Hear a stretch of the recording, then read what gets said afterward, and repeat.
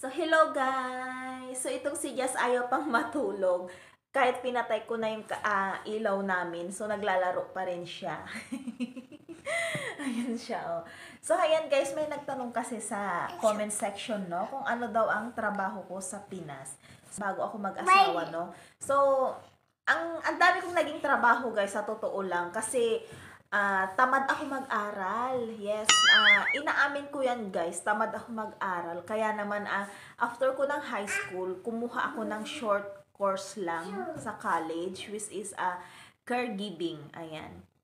So, ano lang yun, no? So, halos umabot lang ng 1 taon yung course na yun. So, together with the OGT, lahat na, halos 1 taon, guys, ang inabot nun. So, kaya lang, hindi ko rin siya nagamit, guys. Ayan, kasi gustong-gusto ko talaga kasi mag-abroad noon, guys. Hindi ko alam, basta gustong-gusto ko mag-abroad. So nung time na 'yon, year na 'yon, in demand ang abroad, in demand ang caregiver sa ibang bansa. So ako naman, dahil nga gusto ko ng malaking kita dahil nga pag caregiver daw ay malaki ang kita sa abroad. So gusto ko 'yon. So gusto ko kasing makatulong sa mga magulang ko, guys, no. So lahat naman tayo, no, gusto makatulong sa pamilya. So dahil nga gusto ko 'yon, 'yun ang kinuha ko, caregiving. Dahil short courses nga lang 'yun, no. So ang pero after nun, guys, hindi ko rin siya nagamit. Kahit dito sa Pinas, hindi ko siya nagamit.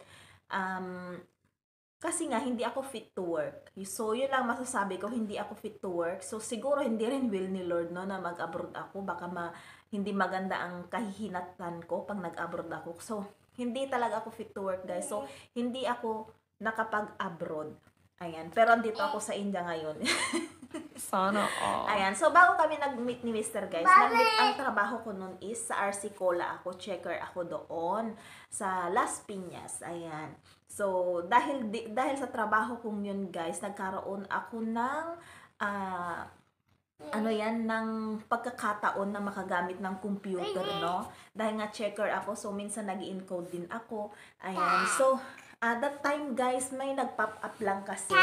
May nag-pop up lang na dating site. So, hindi ko alam yung mga ganun kasi hindi rin ako active sa mga Facebook, ganyan. So, dahil nga hindi kami busy nun, clinic ko yon, tas yun, doon na nag-start ang lahat na nakilala ko sa Indiano. Sana all. Ayan. So, ang dami kong naging trabaho, guys, sa Pilipinas. So, hindi ko rin kinakahiya na naging kasambahay ako. Yan yung mga trabaho na tumulong talaga sa akin para makapag-ipon, mapaayos yung bahay, hayan. Kaya hindi ko talaga yan ikakahiya na naging trabaho ko yung mga yan dahil nagkaroon ako ng mabait na amo na tumulong, as in tumulong din talaga sa akin, guys, sa pagpapagawa ng bahay kasi binigyan niya ako ng magandang trabaho at yung trabaho ko ng gabi, guys, sa dance studio kasi yun.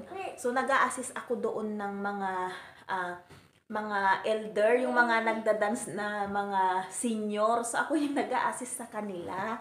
Yun yung trabaho ko doon ng gabi. So, ayun nga, guys. So, malaki ang kita ko doon, guys. Kaya doon ako nakaipon kasi may tip yun eh. May tip ako doon. Iba pa yung sahod ko. So, sa araw, kay boss ako. So, sumasama ako sa kanyang office. Ayan, yan yung trabaho ko sa araw. Tapos, sa gabi, yun ang trabaho ko doon sa dance studio na nag-a-assist sa mga senior citizen. Ayan. So, yun yung mga naging trabaho ko, guys, nung bago pa man ako magpurgod na magpakasal kay Indiano. So, alam niya lahat yun, guys. As in, wala akong tinago sa kanya na trabaho ko. So, alam niya lahat yun kasi ayaw ko rin nang magsinungaling sa kanya na ganito ang trabaho para lang ma-impress siya. Hindi ko ginawa yun. So, sinabi ko sa kanya ever since kung ano yung mga pinagkakaabalahan ko. Ayan. So, yan lamang yung ating vlog for today, guys.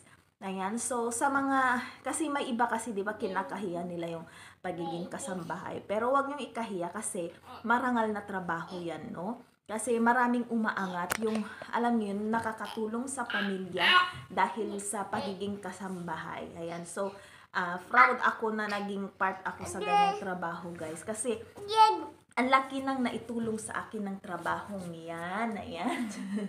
So, ito na si Jazz. Ayan. So, yan lang ang ating vlog for today, guys. Thank you for watching. Bye-bye. Just say bye-bye na. And sleep. Just gonna sleep na po. Say bye-bye. Bye, guys. Bye, kiss to them. Atcha. Bye,